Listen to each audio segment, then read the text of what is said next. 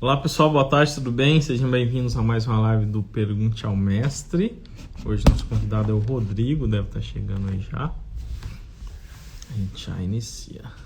A gente queria depois, né, Gel? A gente está finalizando um projeto, na verdade, porque a gente vai começar uma obra, né? Que a gente, na verdade, até nas aulas lá, quando você faz a live, eu até pergunto, porque nosso foco é o projeto, estrutura, mais a execução, né? A gente gosta de Ah, executar você faz as obras, duas coisas. Legal, isso é é, bom. só que coisas menores, né? A gente faz residência. Nosso foco é o Nossa, residencial, entendeu? Então a gente faz os projetos, eu e o Johnny, a gente desenvolve aqui no TQS o projeto de alvenaria ou concreto armado e a gente orça a obra para executar, né? Seria o legal. Um nosso pacote foco é isso. completo. Você faz todos os projetos e É, entrega a obra pronta, tá? exatamente, exatamente. Bacana. E a gente na verdade queria depois, mais para frente, a gente queria até conversar com você de um projeto que possivelmente pode ser que entre, que é uma torre. Na verdade a gente não conseguiu, a gente nem nunca fez, né? Uma torre Uhum. de 7 andares, né? Também pode ser em alvenaria, Massa, aqui em Campinas. E massa. um projeto assim menor pelo porte, mas que seria um desafio um pouquinho maior do que nós já temos feito, né? E a É, gente mas queria quem está depois. acostumado com casa só muda um pouquinho a ordem de grandeza e vão ver que vai que vai. Mas aí a gente queria conversar até melhor depois, a gente, né, trocar uma certa. E como que tá essa demanda de residências em alvenaria estrutural? Vocês fazem só alvenaria ou faz o sistema que o cara Não, quiser? a gente faz alvenaria e o convencional também, tá? Na verdade, Tá. esse projeto que a gente vai depois mostrar aqui para você, que é uma residência térrea, a gente vendeu o sistema porque os arquitetos, na verdade, eles têm uma certa resistência ou desconhecimento, né, da, Desconhecimento, eu acho. Aham. do sistema de alvenaria, né? Então, às vezes é difícil você vender para o arquiteto isso aí. A gente tem que colocar na cabeça dele que o sistema é viável, né? No caso, Uhum. nessa obra em específico. Que não vai E atrapalhar a arquitetura dele. não, e aí às vezes eles É têm que isso. aprender também, porque no caso, Legal. esse projeto aqui, o arquiteto não tinha o conhecimento, né? E ela acabou aprendendo a modulação. Ela fez o escopo lá inicial da concepção arquitetônica, depois passou para a gente fazer todo o ajuste e a modulação e entregamos para ela. Depois só ajustar lá a questão dos ambientes e tal, mas na nossa modulação já, entendeu? Cara, você sabe que isso é um curso que eu tô assim ensaiando há algum tempo, que é alvenaria estrutural para arquitetos. Eu Porque acho que se o vale a pena, engenheiro hein? não tem, não é? E ajuda até a nossa vida, né? Facilita. Não, e a E eu gente acho que acabou, funciona Rangel, a bem. gente acabou vendendo, na verdade vendemos para o cliente que queria uma obra rápida, econômica e é viável porque é uma casa térrea, simples de fazer, o terreno ajudava, né, num terreno plano, né, ali em Paulínia.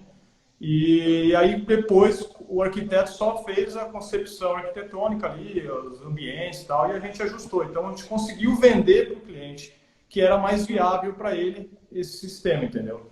Cara, e nossa região ainda, comparado com as regiões, ela é muito adepta à alvenaria, né? Então, a gente tem Sim. muitos bons fornecedores de blocos próximo da gente.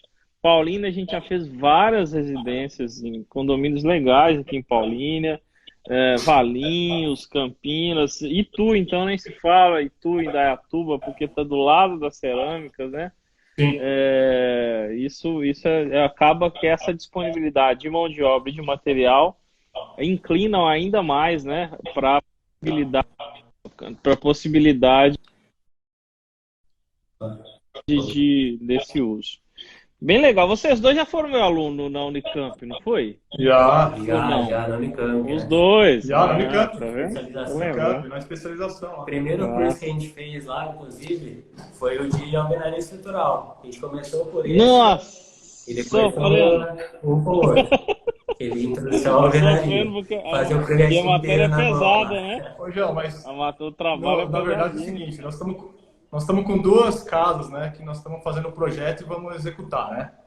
E aí, Massa. como a gente tem uma licença só, a gente acabou, o Johnny acabou desenvolvendo para o cliente no Alveste e a outra residência, que seria uma casa que nós vamos construir para vender, aí eu acabei desenvolvendo, por incrível que pareça, eu fiz totalmente no Excel. Uma casa térrea, eu mesmo calculei tudo no Excel. Exatamente seguindo aquele roteiro que você já havia nos ensinado lá, né? Inclusive aquela apostila espetacular que a gente, né, usa até hoje, ajustando, obviamente, com algumas coisas em relação à nova norma, né?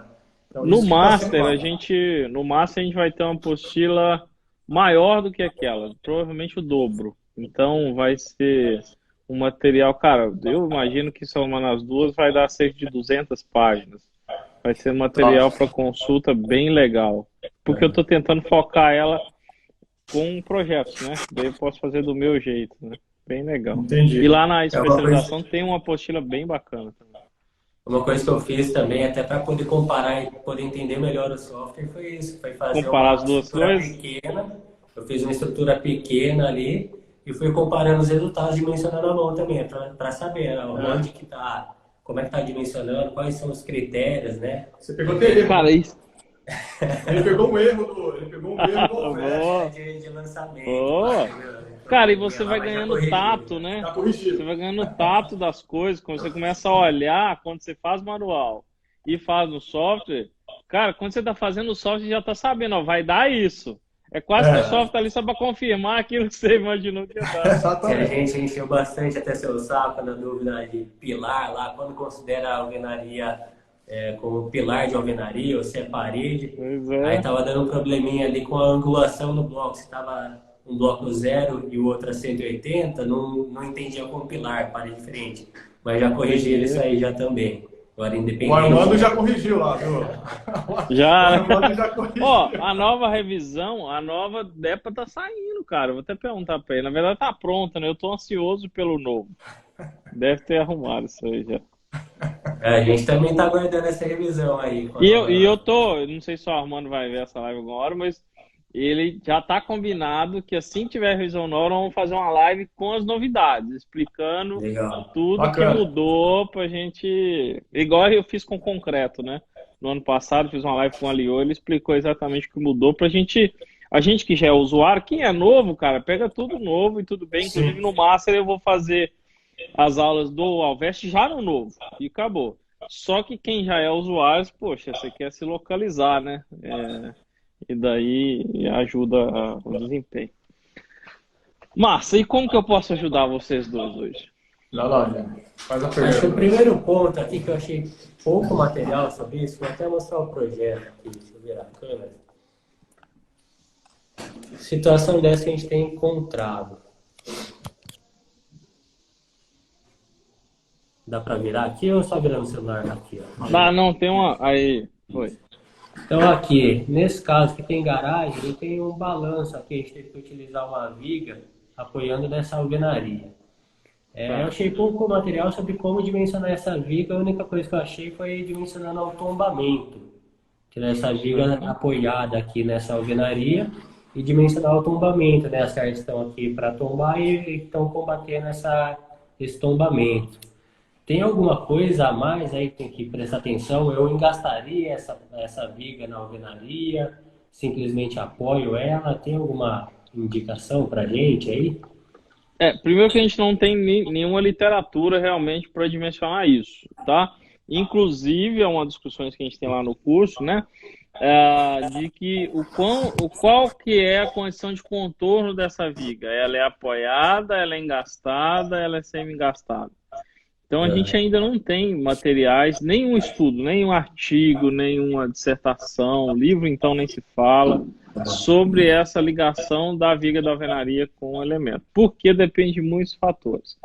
Nesse caso seu, o que eu faria, tá? Quais considerações eu faria? Primeiro, que o seu balanço não é tão grande. Deve ter aí quantos centímetros? 80 centímetros? 60. 60, do outro lado tem um pouquinho mais, até 1 metro, não passa disso. 60. O que eu faria? 60 em balanço, eu engastaria pelo menos 1,20 m. Você fez na parede inteira, então tá sobrando, digamos assim. Mas pelo menos 1,20 m já estaria bacana. Aí o que eu modularia? Eu modelaria ela num modelo de concreto, tá? A parte, e modelaria com 2 pilares, um na ponta e um no início do balanço. E ligaria uma articulação entre esses dois, tá? 25% pelo menos aí, para que a gente simular um semi-engaste dentro do que a gente tem disponível. E eu teria as duas condições de engaste, que nesse caso, por que nesse caso imagino que não é um engaste, está muito próximo do apoio? Porque eu não tenho mais nada em cima. Imagina que essa mesma situação é com um prédio em cima da alvenaria, não do balanço, mas da alvenaria. O peso próprio do edifício gera um engaste. Aí eu não tenho. Aí eu só tenho a viga mesmo, tenho laje em cima, mais nada. Não tenho peso para ajudar nesse engaste.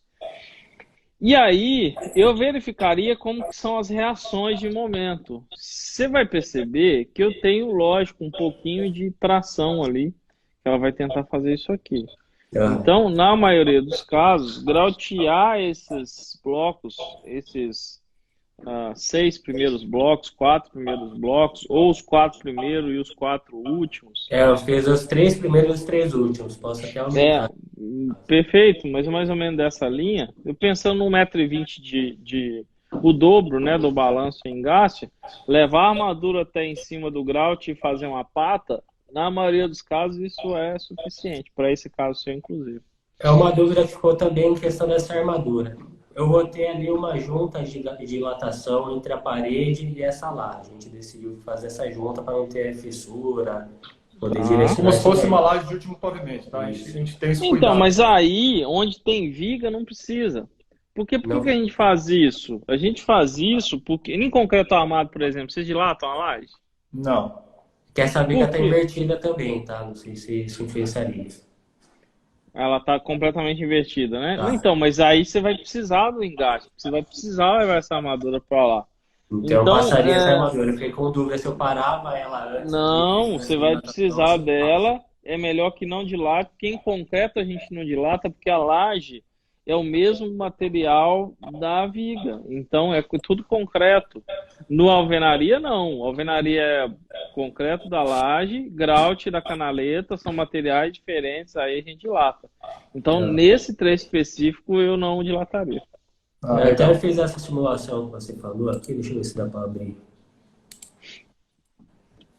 Eu fiz, como a gente está utilizando laje treliçada, eu fiz o modelo toda a parte aqui para laje, tá? Para concreto, ótimo. Isso. Como lá, eu sei que lá no Alveste dá para você colocar apenas uma direção só, tá? Fazer nervurado, mas eu preferi por conta das vigas também já fazer um modelo só. Perfeito. Aí eu fiz dessa forma aqui, ó. É aquela laje. Tem todo o modelo aqui, mas tem a parte em balanço. Coloquei aqui aqueles apoios fictícios, só alterei os coeficientes de mola lá, que eles são muito flexíveis, eu deixei padrão. E fiz a cada 60, mais ou menos, simulando a parede, tá? Eu cheguei a fazer o teste colocando um pilar no início e um no fim, mas eu achei que não estava muito legal o diagrama, estava dando um momento positivo aqui, achei que não, até porque na verdade é um apoio contínuo, né? Você teria que colocar mais pilares para simular isso mesmo. Isso, eu fiz dessa forma aqui essa simulação e toda lá a gente dimensionou por aqui. Achei que ficou melhor representado. Ficou bacana. E é o que tem que você fazer, principalmente se for detalhar a laje treliçada. Faz um modelo de concreto, faz um modelo de alvenaria, para a gente pelo menos verificar as reações no apoio, né? Exato. Bacana. Muito bom. Próximo. Outra coisa, uma dúvida mais técnica aí. Isso aí a gente estava verificando a questão de material aí para a obra, tá? O grout, na verdade, a gente está vendo se a gente faz compra ensacado, né, e bate na obra lá, que no caso vai dar o 15 MPa. Tá. E a argamassa também, a mesma coisa. A gente está pensando em comprar ensacada, né? Nós vamos utilizar o bloco. Na verdade, pelo dimensionamento, deu todo o bloco de 4,5, né? Mas a diferença de preço... 4,5 não, 4,5 não. O é 4 é 6, 4,5... Não. Tá. Eu de 4 MPa. Eu brinco com isso porque, ó, o pessoal que tá assistindo. Antes de 2011, quer dizer, o Rodrigo errou poucos dias. Antes de 2011, a gente tinha os blocos classe 4,5. Ele começava com 4,5. Se você pegar a instrução técnica de alguns órgãos governamentais, a Petrobras, alguns ainda fala de bloco de 4,5. Mas 4,5 já não tem algum tempo, mas por força do hábito, a gente acaba falando 4,5 em alguns casos. É força do hábito, mas não tem mais. Na verdade, E tem fabricante que fala que está vendendo 4,5 ainda, mas não é mas o que tá isso que eu ia falar, que no orçamento, às vezes vem 4,5. Pois é. No orçamento dos fornecedores, tiozões, às vezes vem especificado 4,5. Não mas 4. isso para concreto, né? Para cerâmico, normalmente eles vendem a partir de 6, né? Isso que eu ia falar, que a diferença aqui no dimensionamento, obviamente passou tudo de 4, mas a gente sempre adota o mínimo de 6 aí. Né? Para cerâmico. Né? Para cerâmico, isso. E às vezes a argamassa... E quem que vocês andaram orçando por aqui? Só para o pessoal se localizar. Eu pego os fornecedores que você já havia passado lá, Select, ou a Palma de Ouro, ou tem a City, né? São os fornecedores que você já havia nos passado lá na Unicamp, e eu procuro trabalhar sempre com esses aí que já são, também que já tem mais certificado, são parceiros, como estão próximos aqui, né? Já fiz sobrados com a Palma de Ouro, eles atenderam bem. Então, eu não tenho tido problema, entendeu? Perfeito. E, só que, assim, a questão do grout, né? Às vezes, a gente tem fornecedor que, às vezes, concreteira, que me dá grout a partir de 20.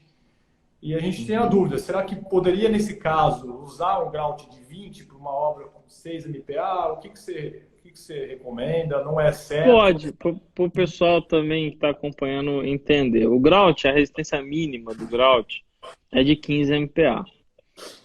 Para quê? Para garantir a aderência entre o aço e a armadura. Um grout com menos de 15 MPa, a aderência é prejudicada. Só que, por exemplo, a partir daí, outra referência que a gente tem é que o grout é 2 vezes a resistência do bloco. Então, o dobro da resistência do bloco. Só que pensa, um bloco de 4 MPa daria 8 MPa, a gente usa 15. Isso. Um bloco de 6 MPa daria 12, a gente usa 15. O de 8 dá 16, aí a gente usa 16 daí para frente. Então, se você pensar no de 4, a gente já está usando mais do dobro. Por que a recomendação do dobro, no caso do grout? Porque o material do bloco, ele tem uma resistência normalmente o dobro da resistência bruta do bloco. Então, na minha visão, o argamassa, sim, a argamassa é BO, nunca usa mais que 1,5 vezes a resistência do bloco, ideal que seja 1 ou menos. O grout, na minha visão, você não vai ter grandes problemas para edificações de menor solicitação estrutural. Se fosse, por exemplo, eu recomendo 30 MPa, o cara quer usar 50, aí eu tenho uma diferença importante, inclusive no índice de vazios, eu tenho outras situações. Mas para uma residência usar 20 MPa de grout, eu não vejo problemas patológicos se o custo do 15 e do 20 estiver próximo. Entendi. Então, acho que daria. Sim, vamos utilizar. E a argamassa... E grout vocês estão achando ensacado onde? Vai contando o pessoal, que às vezes o pessoal que não está no dia a dia de obra fica perguntando não, isso. Na verdade, o grout ensacado, você até consegue ali, tem, né? Na Leroy tem lá, 62, se não me engano Se for nos home centers, né? For no home centers, tem disponíveis de vários fabricantes. Tá? Exato. Só que aí, às vezes, por exemplo, você vai pegar uma concreteira, às vezes o cara vende a partir de 20 MPa. Né? Porque às vezes ele fornece muito para prédio, essas coisas. Então, por isso que às vezes eu faço pergunta, se eu estou com uma obra pequena, que eu quero usar ele já usinado, então às vezes compensa, de repente, se for possível usar o de 20, eu usaria o de 20, entendeu? O grout usinado de 20, você tem ideia mais ou menos quanto tá? Mais ou menos? Olha, Rangel, me passaram aqui, inclusive foi agora há pouco que eu cotei, em torno de R$300 o metro cúbico. E o concreto, tá quanto? Tá, mas de 30... Igual, né? 20, tá mais ou menos no mesmo valor. Tá. Puxa, subiu, hein, cara? Tá. Subiu, tá. Tá. Tá foda, tá difícil. Barra de aço, 2 vezes mais do que eu pagava no passado, e assim vai, né? Subiu bastante. E eu acho que não vai baixar tão cedo, viu? Não. Não baixa Melhor. mais, né? Acho que daí pra frente o mercado acostuma, não volta mais, né? É Muito porque, difícil. poxa, o preço subiu, ninguém parou de construir. Talvez ele tenha uma acomodação em alguns picos. Então, por exemplo, ó, eu lembro que a barra de 10 milímetros estava, sei lá, você achava por 25, 30 reais. Isso. A nossa região chegou a Um dobro. 70, 70 e pouco. Você acha algum fornecedor ali por 60. A Mas alguns... Manetone hoje, barra de 10 milímetros, está vendendo a 62, a barra. Pois é, mas Só chegou que a também 70, o prazo de 75. entrega, às vezes, é 30 Ah, dias.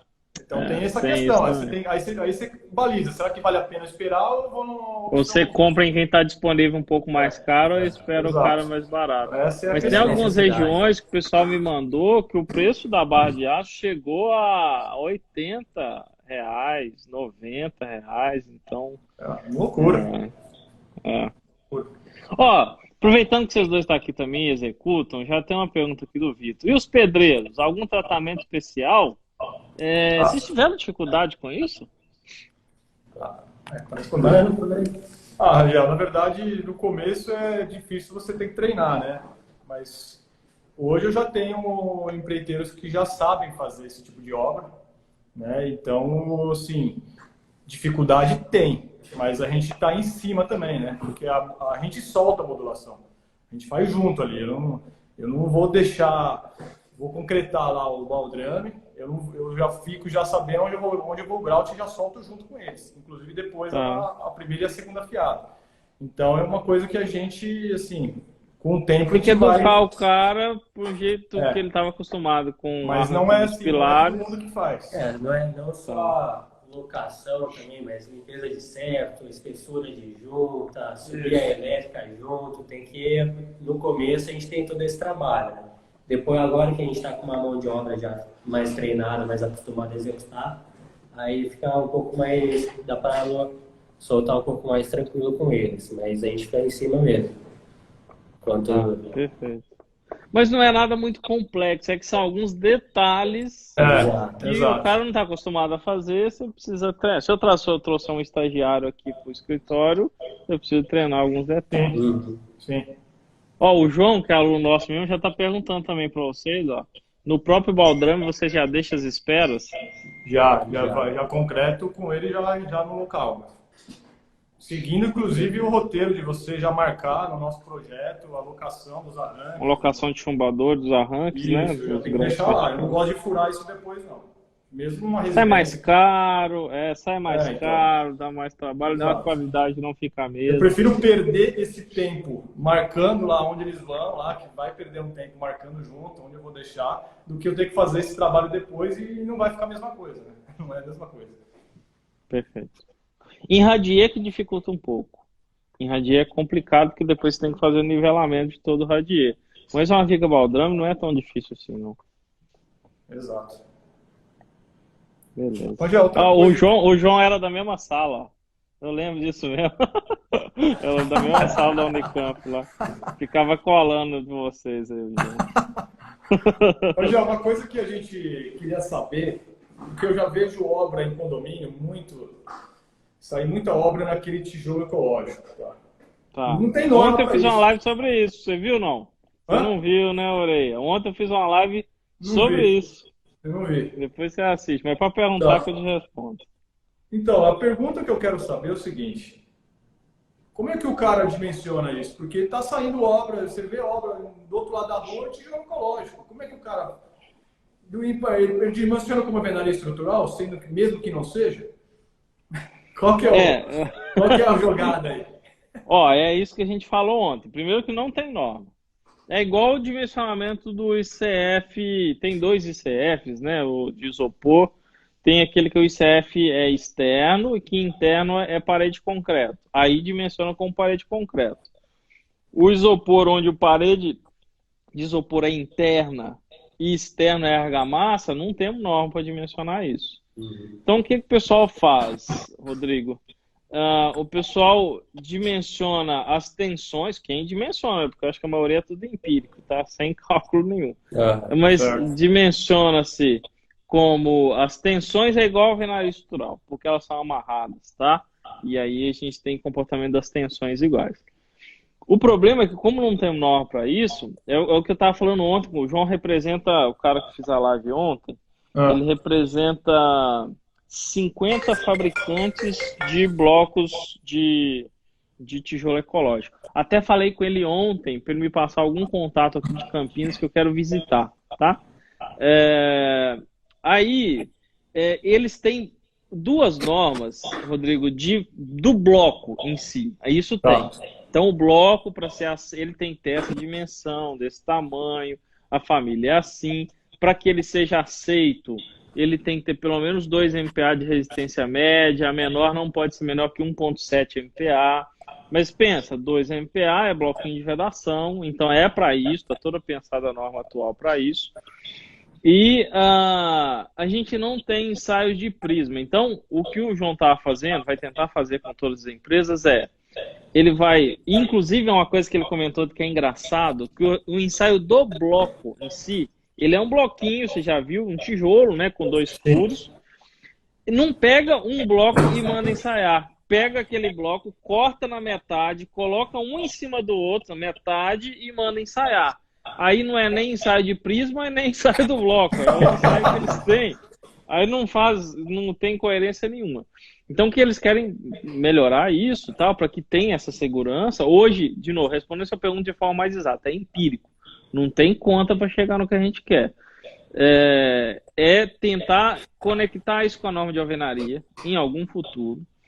Pegar esses bloquinhos, ensaiar eles sozinho, ensaiar prisma, eles iam fazer só isso, bloquinho e prisma. Eu falei com ele ontem, não, faz isso não. Faz isso, mas ensaia também pequena parede e ensaia uma parede inteira. Porque o que a gente quer, a relação prisma-bloco, a relação prisma-parede, a gente não sabe, porque nunca ensaia uma parede dela. E é isso que a gente importa lá, né? Não é só a relação prisma-bloco, relação prisma-parede, quanto que uma parede vai resistir. Até porque, para o tijolo ecológico, as paredes é quase junta colada, né? É uma fitinha, uma cola só. É bem fininho. Então, e ele falou que na maioria dos casos, esses fabricantes de bloco já produzem um bloco de 7 MPa para cima. E não é só os 2. Então, antigamente as fabricações eram muito manuais, hoje eles têm máquinas muito boas. Só que falta, eu, por exemplo, se chega para dimensionar no escritório, não dimensiono, porque não tem conta que eu faça para chegar, não tem adaptação nenhuma. Entrando até no quesito dos arquitetos, muita gente chega pra gente, não, você faz alvenaria estrutural, faço, dimensiono, faço projeto, tudo.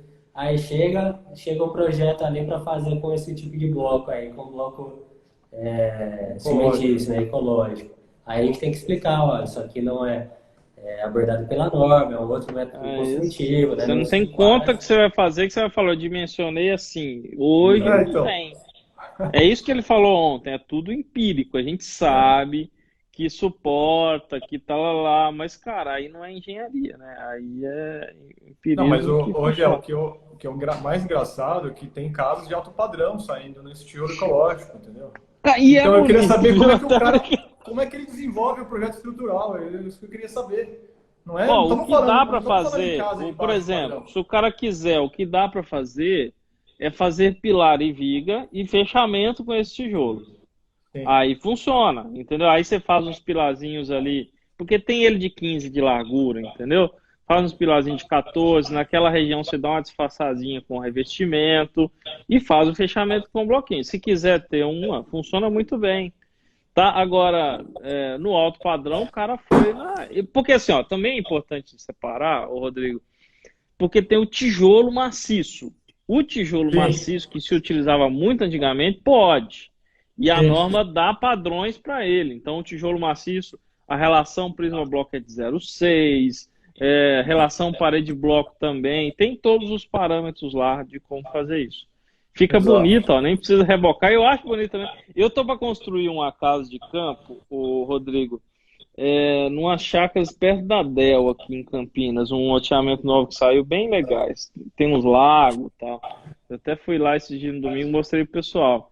E eu pensei em fazer em tijolo ecológico, nem que seja assim que eu tô falando, sabe? Faz concreto armado e fecha, porque, cara, fica um acabamento Sim, é pra bonito minha mesmo. visão, eu gosto para esse caso de campo, sabe? Que Sim, fica sim. legal. Teve um aluno meu de Sorocaba que fez, ele peitou, ele fez, ele mesmo, mas a cara dele.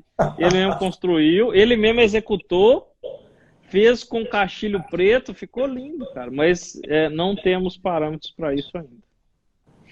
Entendi. E aí? Manda mais uma aí pro Rangel. Aproveita que é a última. E vai, vamos ver aqui. Pega aí o projeto aí. Senão eu pergunto para vocês.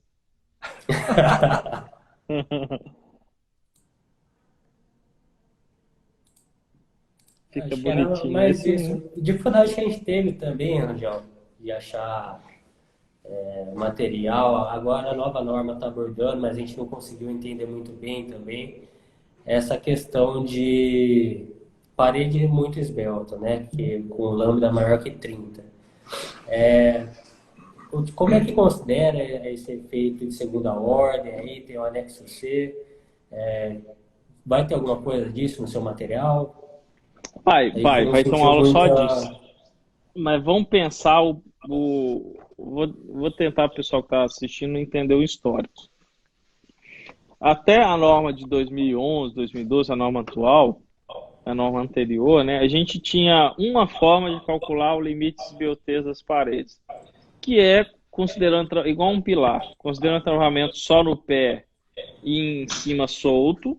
Então o L dobra, que é como se fosse um mastro de uma bandeira, e considerando travamento em cima e embaixo, ponto. Que é o que vocês aprenderam no Unicamp, inclusive, que é o que a gente tinha de informação. Aí, isso evoluiu, esse papo, e na nova norma adicionou-se mais duas formas de considerar isso. Uma, além da base do topo, considerar os travamentos laterais, um lado e o outro da parede.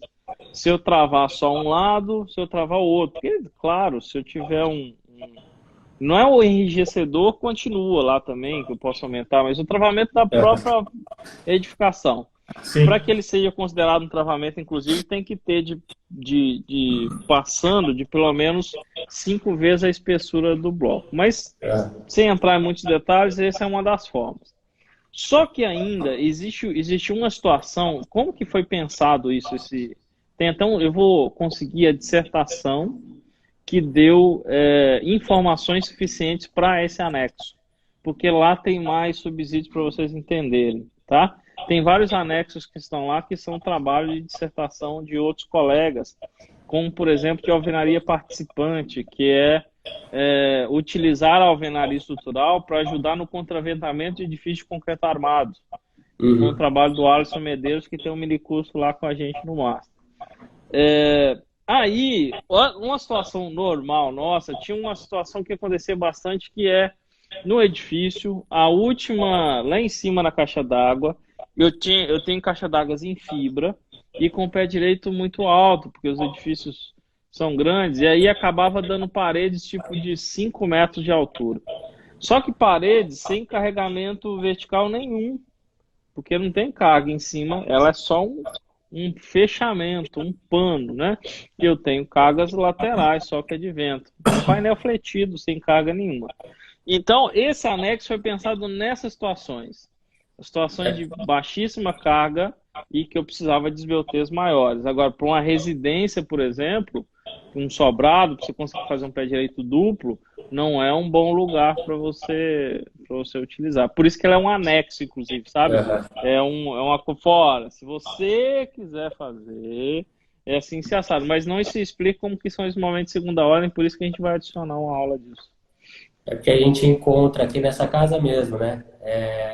Na sala, algum ambiente ali, tem um pé direito mais alto, de 4,5 metros, às vezes 5 metros, né?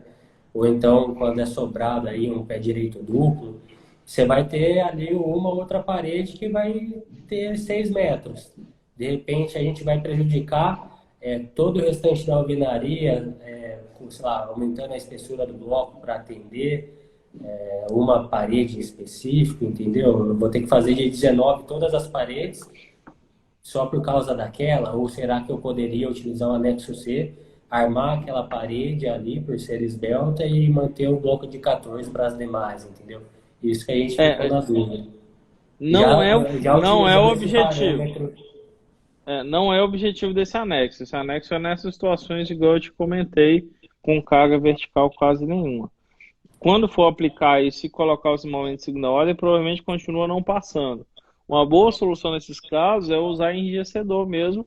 Tem colegas, tem até um que a gente fez, é um professor da Unicamp, inclusive, que eu fiz a casa dele em alvenaria aqui em Hortolândia, no condomínio de Hortolândia. E que aí tinha uma parede de pé direito duplo. A gente fez o enrijecedor e do lado de fora ele colocou um brise nesse espaço de enrijecedores. Cara, ficou um charme à parte na casa, o dimensionamento ficou maravilha, e então, só que para fora, sabe? E aí dá para fazer e fica muito bonito. Já que não dá para esconder, utiliza isso. Nós propusemos, na verdade, nessa parede dupla, nós propusemos esse enrijecedor, mas aí a arquiteta vetou, achou que não ia ficar legal e tal, e aí tivemos que rebaixar o pé direito, né? Eles aceitaram rebaixar o pé direito. Ficamos no limite da alvenaria armada, né? Que é 4,20. Né? Dava os 4,20, né? Isso. Tá. Então, aí foi a solução que nós adotamos. Mas vamos destrinchar mais esse anexo sim. Aliás, todos os anexos, tá? Pra gente... Um deles, que é novidade, o pessoal não viu, que já está no mini curso de arrimo, é o anexo para cálculo de arrimos, né? Que está lá, que o Alisson usa. Então, todos esses anexos a gente quer destrinchar ele um pouquinho mais. Bacana. Angel, só finalizando, a parte de piscina, você vai ter alguma coisa lá no material? Vai. A gente tem mini cursos, né? Não dá pra gente aprofundar. Só para edificações já está dando quase 100 aulas. Mas a gente quer dar aquelas... Porque assim, ó, piscina, o que muda de piscina para um arrimo? Num concreto armado, com a sua visão? O que só muda? o tipo de empuxo. Só o tipo de empuxo, só a forma de calcular esses empuxos. Sim. E como tem água, um cuidado a mais na fissuração, por exemplo, para que melhore isso. A minha visão sobre piscinas em alvenaria estrutural, tá? Voltei. Opa. Piscinas pequenas, piscinas pequenas eu não vejo problema. Pequenas piscinas de uma residência térrea, o que é uma piscina pequena? 3 por 6, alguma coisa assim, sabe? É uma piscina comum. Não vejo grandes problemas em utilizar com bloco de 19, tá? Desde que eu não tenha grandes sobrecargas próximas. Então, às vezes o cara faz a piscina do lado da casa. Poxa, o bulbo de tensão da fundação da casa está indo para onde? Para o empuxo. Então, aí eu prefiro concreto. Caso contrário, eu prefiro concreto por causa dessa facilidade da gente, por exemplo, como que se calcula adequadamente qual que é o WK, quanto está tendo de abertura de fissura em uma parede de arrimo. Percebe? No concreto a gente consegue monitorar a fissuração de uma maneira muito melhor. Na alvenaria, como ela é um material quase frágil ou frágil, a abertura de fissura é algo um pouco mais complicado a gente conseguir. Então, um pouco maiores eu ainda prefiro fazer em concreto armado, tá?